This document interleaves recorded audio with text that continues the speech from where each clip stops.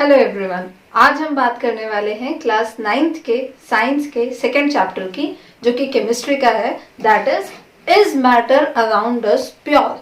तो इस चैप्टर में हमें ये समझना है कि कौन सी चीजें प्योर होती है और कौन सी नहीं। हमारी डे टू डे लाइफ की जो प्योरिटी की डेफिनेशन है वो साइंस से थोड़ी सी मैच नहीं करती है। जिस दूध को हम प्योर कहते हैं, ऐसा दूध जिसमें कोई मिलावट ना हो, कोई केमिकल एडेड ना हो, which is good for our health, we call it pure. हालांकि साइंस जो है वो उसी दूध को इम्प्योर कहता है। अब ये चैप्टर पढ़ने के बाद जब आपको समझ में आ जाए that milk is an impure substance, so please don't fight with your milkman कि आप तो हमें इम्प्योर दूध देते हैं। That's not there. हमारी प्योरिटी की डेफिनेशन और साइंस की प्योरिटी की डेफिनेशन थोड़ी सी अलग अलग है। अब जो हमें इस चैप्टर में पढ़ना है वो मैटर का केमिकल क्लासिफिकेशन पढ़ना है। फर्स्ट चैप्टर में हमने मैटर का फिजिकल क्लासिफिकेशन पढ़ लिया था, जिसमें हमने सॉलिड, लिक्विड और गैस के बारे में डिस्कस किया था। अभी जो हमें पढ़ना है वो मैटर को हम अलग अलग चीजों में क्लासिफाई करते हैं on the basis of their chemical composition. Now matter can be classified into two broad categories, pure and impure. अब अगर आप ब्रॉड वे में बात करें तो प्योर सब्सटेंसेस ऐसे होते हैं जो सिर्फ और सिर्फ एक ही टाइप की चीजों से मिलके बने होते हैं, और इम्प्योर ऐसे होते हैं जिसमें एक से ज्यादा, दो, तीन, काफी सारी चीजें होती हैं। अब प्योर जो सब्सटेंसेस हैं उसके भी दो पार्ट्स होते हैं, दो कैटेगरीज होती हैं। One of them is element, another is compound. Element ऐसे सब्सटेंस होते हैं जिनको आप फर्दर सिंप्लीफाई नहीं कर सकते। For example oxygen. अब अगर आप ऑक्सीजन का छोटा से छोटा पार्ट भी लेंगे तो भी वो ऑक्सीजन ही रहेगा, उसमें से कोई नई चीज निकल के आने वाली नहीं है। So oxygen, carbon, silver, gold, ये सारी चीजें एलिमेंट्स की कैटेगरी में आती हैं। जितने भी मेटल्स, नॉन मेटल्स और मेटलॉइड्स होते हैं, we call them elements. Next is compounds. Compounds जो हैं वो एक या दो से ज्यादा एलिमेंट से मिलके बने होते हैं। अब आप ये सोच रहे होंगे कि मैडम अभी आपने बोला था कि दो से ज्यादा चीजों से जो मिलके बने होते हैं उनको तो हम मिक्सचर कहते हैं, अब आप कह रहे हैं कि इनको तो हम कंपाउंड कहते हैं। मिक्सचर्स भी दो या दो से ज्यादा चीजों से मिलके बने होते हैं एंड कंपाउंड्स भी दो या दो से ज्यादा चीजों से मिलके बने होते हैं। हालांकि इनमें काफी डिफरेंस होते हैं। Now will talk about compounds कि कंपाउंड्स होते क्या हैं। दो या दो से ज्यादा एलिमेंट्स को मिला के जब एक नया प्रोडक्ट बनता है उसको हम कहते हैं compound. For example water. Water का केमिकल फॉर्मूला क्या होता है? H2O। इसका मतलब इसमें दो एटम्स हाइड्रोजन के हैं और एक ऑक्सीजन का है। तो ये तीनों एटम्स जब मिलके when they combined chemically they form one molecule of water. जब दो या दो से ज्यादा एटम्स मिलके एक मॉलिक्यूल बनाते हैं, इस चीज को हम कहते हैं कंपाउंड। अब यहाँ पे क्या होता है, जब कंपाउंड्स बनते हैं तो पहली बात तो कि ये जितने भी एटम्स हैं, जितने भी कॉन्स्टिट्यूएंट पार्टिकल्स हैं, दे आर जॉइंड केमिकली। और ज्वाइन होने के बाद जो चीज बनती है that is all together different. अब अगर आपने देखा हो तो वाटर लिक्विड है और जिन चीजों से मिलकर ये बना है, हाइड्रोजन एंड ऑक्सीजन, वो गैस है। इसका मतलब कि जो कॉन्स्टिट्यूएंट पार्टिकल्स की प्रॉपर्टीज हैं और उनसे जो बनने वाले प्रोडक्ट की प्रॉपर्टीज हैं उनमें कोई मैचिंग नहीं होती। हाइड्रोजन गैस जलती है, ऑक्सीजन सपोर्ट्स बर्निंग, बट जब हाइड्रोजन और ऑक्सीजन मिलकर वाटर बनाते हैं तो पानी तो आग बुझाने के काम आता है। इसका मतलब हाइड्रोजन और ऑक्सीजन की प्रॉपर्टी वाटर में नहीं आई। Another example, sodium. Sodium is highly poisonous for us. Chlorine is also poisonous, but जब सोडियम और क्लोरीन मिल जाते हैं दे फॉर्म सोडियम क्लोराइड, जो हम रोज खाते हैं, which is known as common salt. इसका मतलब सोडियम और क्लोरीन की जो इंडिविजुअल प्रॉपर्टीज थी वो सोडियम क्लोराइड में नहीं आई। So sodium chloride is a compound, but sodium and chlorine are elements. चलिए अब हम समझते हैं कि मिक्सचर्स क्या होते हैं। मिक्सचर्स ऐसी चीजें होती हैं when two or more than two substances are combined, they are simply combined। उनके बीच में कोई केमिकल बॉन्ड या केमिकल रिएक्शन नहीं हुई है। सिर्फ दो या दो से ज्यादा सब्सटेंसेस जब फिजिकली मिल जाते हैं then they form mixture. For example air. Air में बहुत सारी गैसेस हैं, हम कहते ही हैं air is a mixture of various gases, जिसमें ऑक्सीजन है, कार्बन डाइऑक्साइड है, सल्फर डाइऑक्साइड है, बहुत सारी चीज है। अब फॉरेस्ट एरिया में ऑक्सीजन ज्यादा होती है, इंडस्ट्रियल एरिया में कार्बन डाइऑक्साइड, सल्फर डाइऑक्साइड वाली गैसेस ज्यादा होती है। इसका मतलब कि जो गैसेस हैं वो बहुत सारी मिलके एयर में बनी हुई है, but carbon dioxide and oxygen are not going to react with each other.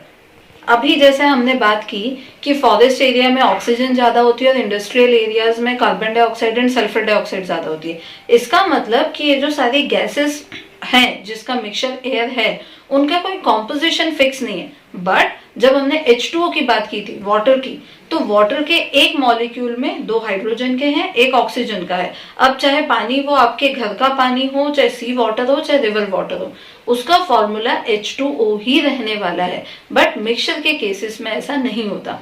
हमने जब कंपाउंड्स की बात की थी तो हमने ये बात की थी कि जिन चीजों से मिलके कंपाउंड्स बनते हैं तो उन चीजों की प्रॉपर्टी और कंपाउंड्स की प्रॉपर्टी अलग अलग होती है। बट मिक्सचर में ऐसा नहीं होता। मिक्सचर में ऐसा इसलिए नहीं होता क्योंकि जो सारी चीजें हैं they are not chemically joint, उनकी अपनी प्रॉपर्टीज वहां रहती हैं। They don't lose their properties, they retain their properties in case of mixtures.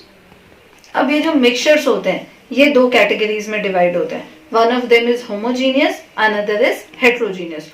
Homogeneous, homo का मतलब भी होता है सेम, यूनिफॉर्म। तो होमोजीनियस मिक्सचर एक ऐसा मिक्सचर होता है which is uniform all across. Heterogeneous जो होता है वो सारी जगह सेम नहीं होता। इसको हम एक एग्जाम्पल के बेसिस पे समझते हैं। फॉर एग्जाम्पल, आपने पानी में शक्कर मिलाई, शक्कर डिसॉल्व होने के बाद अब आप चाहे 1 चम्मच पानी ऊपर से निकाले चाहे नीचे से निकाले, वो उतना ही मीठा आएगा जितना ऊपर से आया और नीचे से आया। इसका मतलब कि शुगर जो है वो यूनिफॉर्मली डिसॉल्व हो चुकी है। अब हम एग्जांपल लेते हैं हेट्रोजीनियस मिक्सचर्स का, दैट इज भेल। बहुत सारे लोगों को तो सुन के मुंह में पानी आ गया होगा कि हाय हाय, खाने की बात है मतलब कुछ काम की बात है। हम भेल बनाते कैसे हैं? आप सेव मिलाएंगे, परमल मिलाएंगे, छोटे भाई को बोलेंगे चल थोड़े टमाटर ला, फिर बोलेंगे ओए प्याज भी लेके आ, धनिया भी ला। सब कुछ करने के बाद जो आपकी भेल बनी, अब जब आपने भेल का फर्स्ट बाइट खाया उसी में प्याज नहीं आया। इसका ये मतलब नहीं कि आपने प्याज यूनिफॉर्मली मिक्स नहीं किया, आपने तो प्याज मिक्स किया, बट ये जरूरी नहीं है कि वो हर बाइट में आए। So this is the example of heterogeneous mixture. इसका मतलब कि प्याज वहां है but it is not everywhere, it is not there in every bite. जैसे हमने एयर की भी बात की थी कि कुछ एरियाज में ऑक्सीजन ज्यादा होती है, कुछ एरियाज में कार्बन डाइऑक्साइड ज्यादा होती है। इसका मतलब जो कॉन्स्टिट्यूएंट पार्टिकल्स है they are not spread uniformly. So heterogeneous में जो constituent particles होते हैं they are not spread uniform all across but it is there in homogeneous mixture। अब ये जो होमोजीनियस मिक्सचर्स होते हैं इनका एक टाइप होता है जिसको कि हम कहते हैं सॉल्यूशन। सॉल्यूशन को ही ट्रू सॉल्यूशन भी कहा जाता है। सॉल्यूशन सुन के हमारे दिमाग में क्या आता है कि शुगर का सॉल्यूशन है, मतलब शुगर को पानी में घोल रखा है या फिर सॉल्ट को पानी में घोल रखा है। सिंपली सॉल्यूशन ये नहीं होता। सॉल्यूशन को हम हर बार ऐसा नहीं होता है कि some solid is dissolved in some liquid. कई बार ऐसा होता है कि gas is also dissolved in liquid. For example cold drink, cold drink में क्या होता है carbon dioxide is dissolved in that sweet water. अब ऐसा ही एक एग्जाम्पल होता है जिसमें लिक्विड भी लिक्विड में सॉल्यूशन बना सकता है। फॉर एग्जाम्पल अगर आपने 2-3 ड्रॉप्स इंक की पानी में डाली तो वो क्या होगा, पूरा पानी एक जैसे कलर का हो जाएगा। That is example of solution of liquid in liquid. अब हम सॉल्यूशन से रिलेटेड 2 बेसिक टर्म्स पढ़ लेते हैं। One of them is solute, another is solvent. Solute वो होता है जिसको हम डिसॉल्व करते हैं और usually it is less in amount. Solvent वो होता है जिसमें हम डिसॉल्व करते हैं और ये यूजुअली ज्यादा अमाउंट में होता है।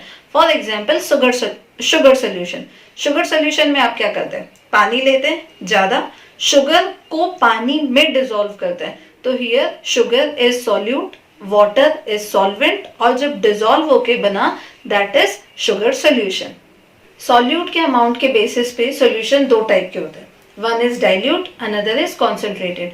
डाइल्यूट सोल्यूशन में क्या होता है कि सॉल्यूट बहुत ही कम होता है और कॉन्सेंट्रेटेड में थोड़ा ज्यादा। फॉर एग्जाम्पल अगर आप 1 ग्लास पानी में आधा चम्मच शक्कर मिलाएं और दूसरे ग्लास में अपने सेम वाटर है बट उसमें आपने 4-5 चम्मच शक्कर मिला दी, तो जिसमें कम शक्कर है उस सॉल्यूशन को आप कहते हैं डाइल्यूट सॉल्यूशन। जिसमें ज्यादा शक्कर है that is known as concentrated solution. अब कई बार होता है जब हमें केमिस्ट्री लैब में एक्सपेरिमेंट्स करने की जरूरत पड़ती है तो हमें डाइल्यूट बनाना पड़ता है एसिड्स को, particularly sulphuric acid, hydrochloric acid. ये जब कॉन्सेंट्रेटेड होते हैं तो कुछ बच्चे होते हैं जो शरीफ, बहुत ज्यादा ही शरीफ होते हैं, तो उनको अजीब अजीब से कीड़े काट रहे होते हैं, बॉटल लेंगे, टेस्ट ट्यूब में भरेंगे and then they are going to drop the test tube. किसी और बच्चे को कोई डैमेज ना हो तो इन एसिड्स को हम कॉन्सेंट्रेटेड एसिड्स को हम डाइल्यूट बनाते हैं। अब डाइल्यूट करने के लिए हम उनमें पानी मिक्स करते हैं। अब डाइल्यूट बनाने के दो तरीके हैं, या तो एसिड में पानी या पानी में एसिड। आपको लग रहा होगा ये कोई दो तरीके नहीं, ये एक ही तरीका है। अल्टीमेटली एसिड और वाटर ही मिक्स हो रहे हैं, नहीं, ऐसा नहीं है। सही तरीका ये होता है कि आप पानी लें एक कंटेनर में एंड ड्रॉप बाय ड्रॉप आप उसमें एसिड मिक्स करें और उसको कंटिन्यूअसली स्टिर करें। अगर आपने एसिड में पानी डाला तो इसके कारण बहुत सारी हीट निकलती है, जिससे कि हो सकता है कि कंटेनर बर्स्ट हो जाए और वो सारा एसिड छपाक से बाहर आ सकता है। There is one more categorization of solution again on the basis of the amount of solute, and that is unsaturated, saturated and supersaturated. इसको हम एक एग्जाम्पल से समझते हैं। आपने एक गिलास पानी लिया, आपने मान लीजिए उसमें आधा चम्मच शुगर डिसॉल्व करी। हालांकि उस पानी में अभी और शुगर डिसॉल्व हो सकती, एक fix amount of sugar, for example 4 चम्मच उस पानी में डिसॉल्व हो सकती है। अभी आपने जो मिक्स किया है that is half of the spoon. So ऐसा सोल्यूशन जिसमें more amount of solute can be added at that temperature that is known as unsaturated. अब आपने उसी पानी में 4 चम्मच शक्कर घोल दी, इसका मतलब कि अब उस टेम्परेचर पे ज्यादा शक्कर नहीं घुल सकती, so that is known as saturated solution. Now if you heat that solution, you can add few more spoons of sugar. That kind of solution is known as super saturated solution. Now let me explain you what is solubility. Solubility होती क्या है? Solubility नाम सुन के समझ में आ रहा है कि भाई जितनी चीज घुल जाएगी पानी में, usually it is पानी, so that is known as solubility. The definition of solubility is the amount of solute present in the saturated solution is known as solubility. अब हमने solubility की बात की, concentration की बात करी। जो concentration है उसको निकालने के 3 तरीके होते हैं, और ये जो 3 तरीके हैं ये हमेशा आपको परसेंटेज की टर्म्स में निकाले जाते हैं। So first method is mass by mass, another method is mass by volume, third method is volume by volume. For example 50 ml water में आप 2 ml इंक डिसॉल्व करते हैं, तो 2 ml ink is solute, 50 ml is water, तो 2/50 into 100%, so that comes out 4%। तो 4% concentration है ink का in that ink solution. अब सॉल्यूशन से रिलेटेड चीजें जितनी भी हमने पढ़ी उसमें एक लास्ट है, that is properties of solution. So first property of solution is it is homogeneous mixture. Homogeneous मतलब पार्टिकल्स जो है वो इवनली स्प्रेड होते हैं। हम पहले भी डिस्कस कर चुके हैं कि एक बार शक्कर अगर पानी में घुल गई तो आप चाहे ऊपर से पानी निकाले या नीचे से, it is going to be the same. तो इसका मतलब कि solution are homogeneous mixture. Second property is solution के जो पार्टिकल्स होते हैं they are very very very small, they can not be seen by naked eyes. उनका जो डायमीटर होता है वो 1 नैनोमीटर या उससे भी छोटा हो सकता है। 1 नैनोमीटर मतलब 10⁻⁹ मीटर। अब क्योंकि पार्टिकल्स इतने छोटे हैं तो ऑब्वियसली आप उसको फिल्टर पेपर से सेपरेट नहीं कर सकते। It means filtration doesn't work here.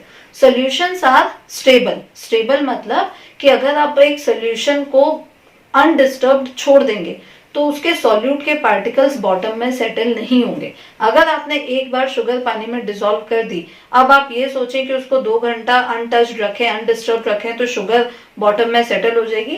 That is not going to happen. Last property for the particles of solution is that they don't make the path of light visible. इसका मतलब कि जब light, एक beam of light को जब आप solution में से पास करेंगे तो आपको उसका रास्ता नहीं दिखेगा। इसको समझने के लिए हम एक एग्जांपल लेते हैं। आपने देखा होगा कि विंडो के स्लिट में से जब कभी धूप आती है तो वो जो धूप की जो लाइट आ रही है उसमें आपको ऐसे डस्ट के पार्टिकल्स इधर इधर रैंडम मोशन करते हुए दिखते हैं। इसका मतलब कि लाइट तो है बट लाइट जस्ट रास्ते से आ रही है। दैट रास्ता, that path of light is visible. ये यहाँ पे ऐसा इसलिए हो पा रहा है क्योंकि डस्ट के पार्टिकल्स थोड़े बड़े हैं। अब सॉल्यूशन के पार्टिकल्स इतने छोटे हैं कि वो ऐसा नहीं कर सकते। अब कौन से पार्टिकल्स ऐसा कर सकते हैं उसके बारे में हम आगे पढ़ेंगे। सो सॉल्यूशन के particles they don't scatter the light और they don't make the path of light visible. अब हम चलते हैं हेट्रोजीनियस मिक्सचर की तरफ। हेट्रोजीनियस मिक्सचर में हमें 2 चीजें पढ़नी है। One of them is suspension, another is colloid. Suspension क्या होता है? सस्पेंशन जैसे अगर आपने सैंड को पानी में डिसॉल्व कर दिया तो डिसॉल्व तो खैर होगा नहीं, सैंड को आपने पानी में मिक्स कर दिया, so that is known as suspension. अब सस्पेंशन की प्रॉपर्टीज क्या होती हैं कि इसके पार्टिकल्स थोड़े से बड़े होते हैं, आप उनको नेकेड आई से देख सकते हैं। जब आप एक सस्पेंशन को अनडिस्टर्ब्ड रख देते हैं तो उसके जो सॉल्यूट के पार्टिकल्स हैं वो बॉटम में सेटल हो जाते हैं। अब क्योंकि पार्टिकल्स थोड़े बड़े हैं तो अब आप अगर फिल्टर पेपर से उसको पास करेंगे तो ऑब्वियसली सैंड फिल्टर पेपर के ऊपर रह जाएगी और पानी फिल्टर पेपर से पास हो जाएगा, तो यहाँ पे फिल्ट्रेशन काम कर जाता है। अब क्योंकि पार्टिकल्स भी बड़े हैं so they are able to scatter light and then they make the path of light visible. So this was all about suspension. Now the last category is colloid. इन्हीं को ही हम colloidal solution भी कहते हैं। अब colloid basically होते क्या हैं, इनके जो particles होते हैं वो solution से थोड़े से बड़े और suspension से छोटे होते हैं। It means they are somewhere in between solution and suspension. अब हम इनकी, जैसे हमने solution में पढ़ा था solute और solvent, ऐसे ही कोलॉइड के भी दो कंपोनेंट्स होते हैं। एक होता है dispersed phase which is exactly like solute and एक होता है डिस्पर्सिंग मीडियम। डिस्पर्स्ड फेज को डिस्पर्सिंग मीडियम में मिक्स करते हैं। तो इसके बेसिस पे काफी सारे एग्जांपल्स होते हैं like milk, gel, shaving cream, foam. Dispersed phase और डिस्पर्सिंग मीडियम के बेसिस पे कोलॉइड्स जो होते हैं उनके काफी सारे एग्जांपल्स होते हैं which is given in the table. अब हम चलते हैं कोलॉइड्स की प्रॉपर्टीज पे। First property is they look like homogeneous but they are not homogeneous, they are heterogeneous. Second, you cannot see the particles of colloid by naked eyes. अब जब आपको naked eyes से particles दिख ही नहीं रहे so obviously they are not going to settle at the bottom. It means कि जो colloid होता है that is quite stable. अब जो colloid के particles क्योंकि separate नहीं होते तो इनके लिए एक special technique होती है, इन particles को एक लंप बना के निकाल लिया जाता है। This technique is known as centrifugation. They show scattering of light, जैसे कि अभी हमने एग्जांपल लिया था कि जो सनलाइट आती है वो डस्टी रूम में उसका पाथ विजिबल हो जाता है। That effect is known as Tyndall effect. So particles of colloid show Tyndall effect. That's it for now. अभी जो हमने पढ़ा that was first part of the chapter. Separation techniques के बारे में हम नेक्स्ट वीडियो में डिस्कस करेंगे।